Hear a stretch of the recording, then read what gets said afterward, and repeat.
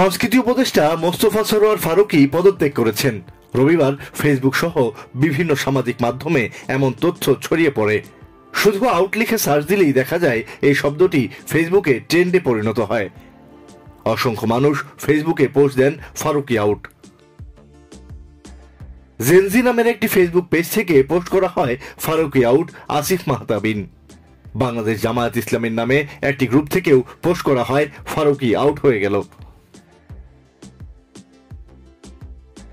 অন্যদিকে ফারুকীর পদত্যাগ নিয়ে ফেসবুক যখন সরগরম, তখন প্রধান উপদেষ্টার প্রেস সচিব শফিকুল আলম তার ভেরিফাইড ফেসবুক প্রোফাইলে ফারুকী এবং তার স্ত্রী অভিনেত্রী নুসরাত তিশার সঙ্গে ছবি পোস্ট করেন।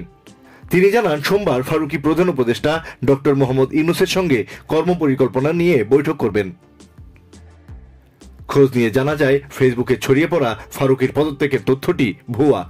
রবিবার বিকাল 5:30টার দিকে মন্ত্রণালয়ে গিয়ে তাকে দাপ্তরিক কাজে ব্যস্ত থাকতে দেখা যায়। এ বিষয়ে সংস্কৃতি উপদেষ্টার একান্ত সচিব মোহাম্মদ আব্দুল মালেক বলেন, এমন কোনো তথ্য তাদের কাছে নেই।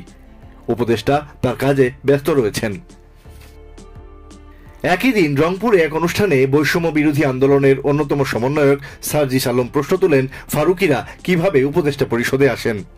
এই ফারুকীরা কিভাবে এই উপদেষ্টা পরিষদে আসে? সার্জিস বলেন, ফারুকী তার পুরো সময়ে ক্ষমতার কাছাকাছি থাকার জন্য যেভাবে তোষামোদি করার দরকার তা করেছেন। এমন কঠিন সময়ে নীরব থাকা ও গা বাঁচিয়ে চলা লোকজনকে তারা উপদেষ্টা হিসেবে দেখতে চান না। কঠিন সময় নিজের গা বাঁচিয়ে চলা লোকদেরকে আমরা উপদেষ্টা পরিষদে দেখতে চাই না।